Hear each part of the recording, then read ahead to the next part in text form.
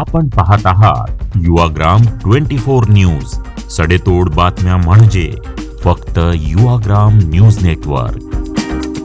सावळी येथील गणिमळा RTO office शेजारी लोखंडाचा चुरा बेकायदेशीररित्या उघड्यावर चाळला जात असून त्यामुळे लोखंडाच्या रेतीचे कण हवेत उडून लोकांच्या घरात आणि परिसरात पसरत आहेत। त्यामुळे नागरिकांच्या आरोग्याचा प्रश्न निर्माण झालाय।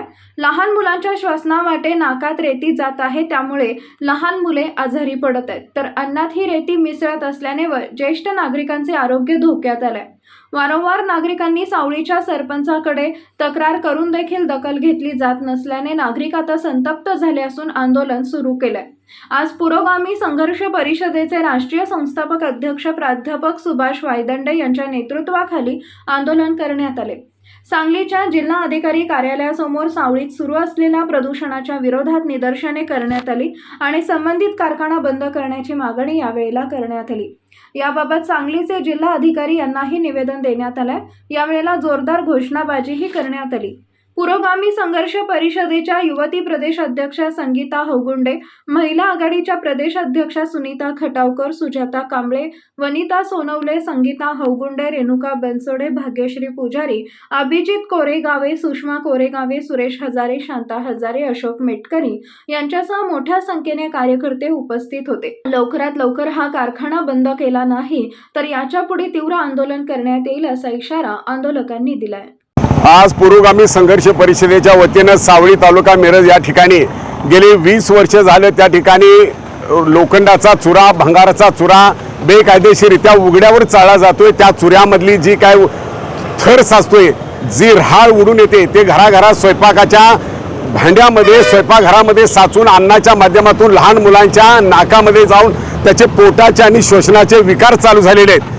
ग्रामपंचायत सावळी याच्याकडे जाणून बुजून दुर्लक्ष करते। सरपंचाचं हे काम असताना सरपंच सुद्धा ग्रामसेवकाला हाताशी धरून अशा अवैध धंद्याला पाठीशी घालतायत। लोकांना श्वसनाचे आणि पोटाचे त्रास चालू झालेले आहेत। आरोग्याचा प्रश्न ऐरणीवर आल्यामुळे याकडे प्रशासनाने का दुर्लक्ष केलं हा आमचा पुरोगामी संघर्ष परिषदेचा सवाल असल्यामुळे यापुढे हा कारखाना 2 दिवसाच्या जर बंद नाही झाला तर पुरोगामी संघर्ष परिषदेच्या वतीने आक्रमक आंदोलन छेडले जाणार आहे।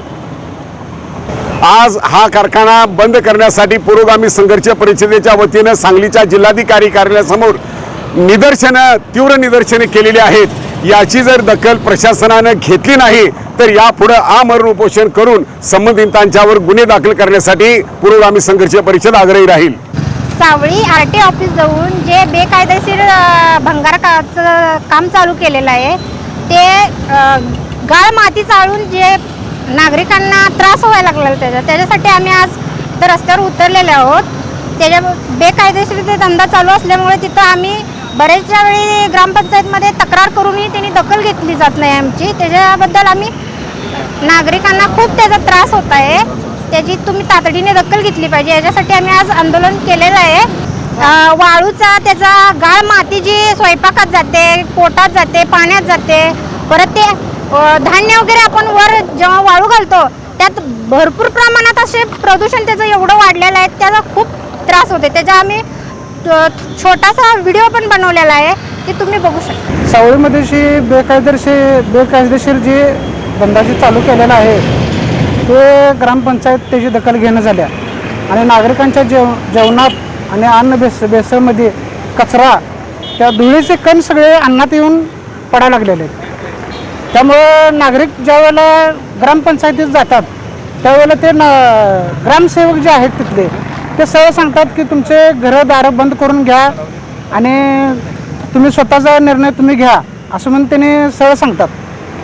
त्यासाठी आम्ही हे आंदोलन केलेलं आहे आणि त्याच्या पुढचं आम्ही कारवाई करणार आणि त्याचा लहान मुलांना त्याच्या धुळीच्या लोखंडाच्या कणामुळं त्यांना श्वसनाचे आजार, त्यांचे छातीचे आजार, वयोवृद्ध जे आहेत त्यांना लोकांना त्रास त्याचे व्हायला लागलेले।